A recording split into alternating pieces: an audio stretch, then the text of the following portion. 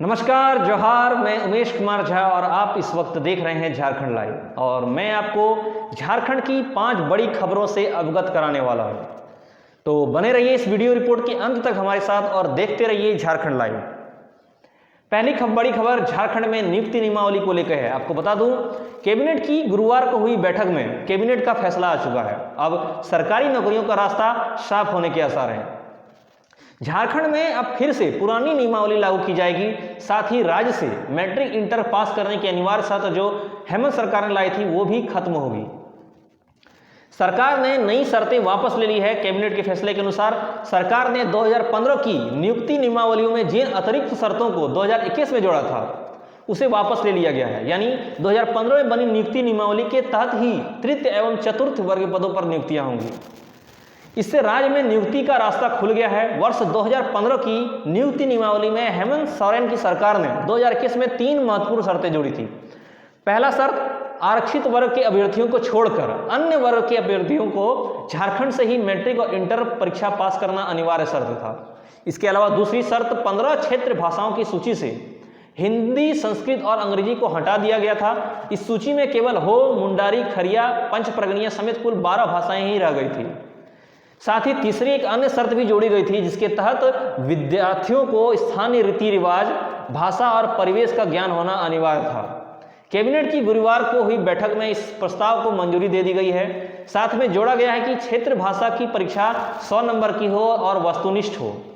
साथ ही हिंदी, संस्कृत और अंग्रेजी फिर क्षेत्र भाषा की सूची में जुड़ेंगी। अब मैं आपको बताता हूं कि 2015 की नियुक्ति नियमावली में क्या क्या कहा गया है। 2015 की नियुक्ति नियमावली में 3rd 4th ग्रेड की नौकरियों के लिए 2015 में बनी नियमावली में स्थानीय होने की शर्त शामिल है। स्थानीय कौन है, इसकी परिभाषा राज्य सरकार ने अलग से अधिसूचित कर रखी है। 1985 में पहले झारखंड में निवास करने वाले, झारखंड से मैट्रिक की परीक्षा पास करने वाले और केंद्र व राज्य सरकार और सार्वजनिक क्षेत्र में वैसे प्रतिष्ठान जिसे कर्मचारी अधिकारी झारखंड में तैनात हैं वही स्थानीय कहलाएंगे। कैबिनेट के इस फैसले से स्पष्ट होता है कि 1932 का खातियान अब जरूरी नहीं है। आपको बता दूं, राज्य सरकार ने स्थानीय को परिभाषित करने के लिए विधानसभा से विधेयक पास किया था। उसमें 1932 या उससे पूर्व की खातियानधारी को ही स्थानीय माना गया था। इस विधेयक को राज्यपाल ने वापस कर दिया था। इसके कारण स्थानीय की वही परिभाषा राज्य में प्रभावी है जो पूर्व की सरकार यानी कि रघुवर सरकार ने बनाई थी। ओबीसी को आरक्षण 14 से 27% किए जाने संबंधी विधेयक भी राज्यपाल द्वारा वापस कर दिए जाने की वजह से पूर्व की आरक्षण नीति ही राज्य में अब प्रभावी रहेगी। अब दूसरी बड़ी खबर झारखंड के रामगढ़ के उपचुनाव को लेकर है। झारखंड के रामगढ़ विधानसभा सीट पर हुए उपचुनाव में एनडीए की प्रत्याशी सुनीता चौधरी ने बाजी मारी है। आजसू प्रत्याशी सुनीता चौधरी 21,970 वोट से विजयी हुई हैं। उन्हें कांग्रेस बजरंग महतो को शिकस्त दी है। उन्होंने सुनीता चौधरी को कुल 1,15,669 वोट मिले हैं, जबकि कांग्रेस के बजरंग महतो को 93,699 वोट मिले हैं। उनकी जीत पर झारखंड के पूर्व मुख्यमंत्री रघुवर दास ने बधाई दी। साथ ही उन्होंने राज्य सरकार को आड़े हाथ लेते हुए कहा कि राज्य सरकार की विफलता के 3 साल को जनता ने आईना दिखाया है। जिस तरह मुख्यमंत्री हेमंत सोरेन सरकार झारखंड की जनता को ठगने का काम कर रही है, 1932 खातियान लागू नहीं हुआ और झारखंड झूठी खातियान यात्रा पूरे राज्य में चला रही है, उसका फल जनता ने उनको दिया है। साथ ही उन्होंने कहा 3 सालों में राज्य में लॉ एंड ऑर्डर, भ्रष्टाचार, अवैध माइनिंग समेत अन्य विफलताओं को आज जनता ने सरकार को आईना दिखाने का काम किया है। हेमंत सोरेन जनता से किए वादे को 1 साल में पूरा करे, नहीं तो 2024 में जनता हेमंत सोरेन की गद्दी से उठाकर फेंकेगी। ये बात रघुवर सरकार ने हेमंत सोरेन को आड़े हाथ में लेते हुए कहा।